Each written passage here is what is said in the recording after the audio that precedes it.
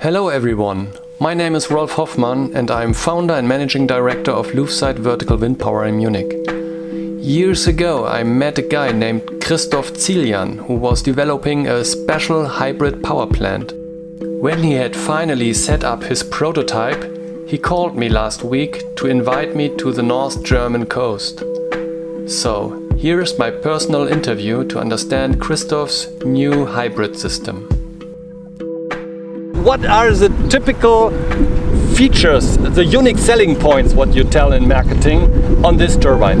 Tell us. Okay, basically we have a hybrid system. We are combining the solar energy with the wind energy. Two systems. Two systems on one mast, with a big advantage that we more or less 24 hours can produce energy. Yeah. So which can be stored or also immediately consumed. Okay, so you have in all weather phenomena, wind and sun, and if there's nothing of all, is there a battery in? This system right now is not equipped with any battery, but the configurations will be based on the application. And if you, for example, operating family home and want to be completely independent, of course you would deploy battery. So you go off-grid, on-grid and battery. Everything is possible. Everything is possible, all combinations. Good answer. So just tell us something about the history. What's happened here exactly on this plot till the last month? Yeah, I have to say month is not enough. Actually, the whole thing started a couple of years back. One of our team members, he is the originator for the principle behind this machine. Three guys came together and basically decided, let's do it. Let's do it based on the private initiative. Doing it privately is not an easy thing, so it's quite an upheaval battle. But I would say the last 3 months was the most exciting because eventually we came to that point, it's working. It's working. It's even working better than what calculations were saying. And this is what we are all waiting for. So what is your expectation on the power? What do you think? What is getting out of? Okay, I mean in this current setup we're talking about nominal 5 kilowatt machine here. Okay. Yeah, so we have 2 kilowatts of roughly 2 kilowatts of solar there, which can shoot up to 2.5, and we have 2 kilowatts of generator, wind turbine. But if there's strong wind, you are limited with a small generator. So what is your expectation in the future if we have a strong wind area? In the strong wind area, in that current setup, the size of the box, call it a box, we can have 5 kilowatts generator just for wind, not without any solar. Okay. Yeah. The reason why we have deployed such test machine is actually to gather data, long-term data with power profiles, capturing the Newton meters that the rotor can produce to eventually decide what is the electrical equipment, the maximum equipment that you can actually use. Calculating wise, it's always easy. You can calculate what you theoretically can use. But I think whoever has done technology, theory and practical reality is there's quite a gap. So what we are doing here now is to get real life data and experience to eventually produce end of the year a machine which is highly performing for the consumer side. Okay, so just please tell the community what is your expectation from the roadmap in the next future? Well, the next thing that happens, I just already mentioned that we are gathering data. In parallel, actually, we're working on a much lighter model based on composite. Yeah? So that in end of the year, I would say maybe January would be ready for shipment.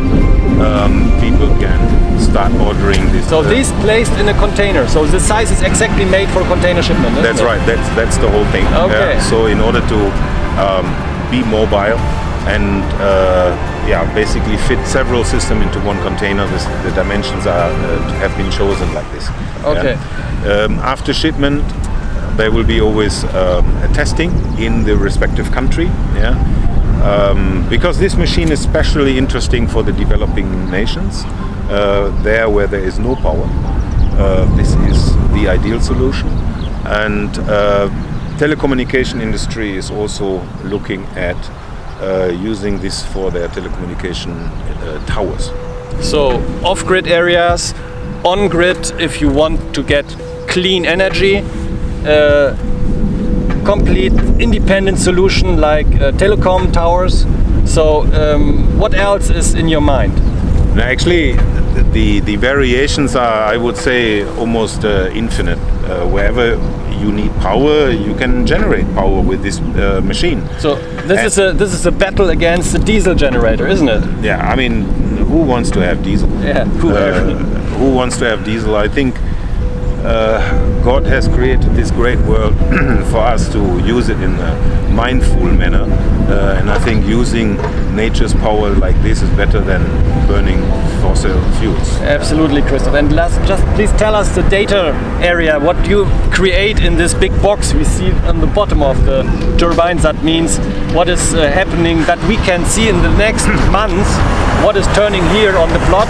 So before the people want to buy it, they want to see, they want to learn.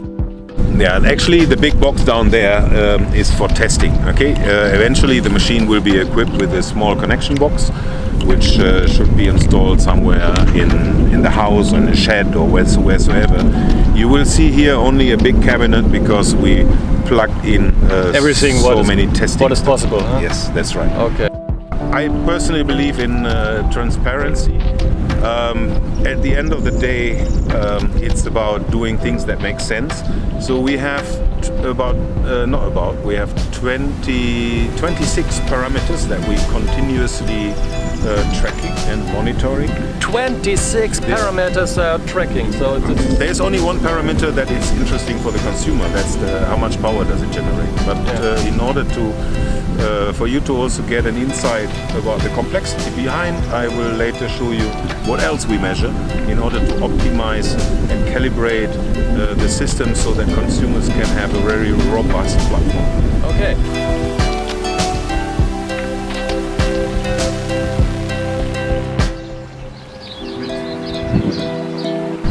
Okay, Christoph, what we actually see in your switch cabinet, what do you have provided for us?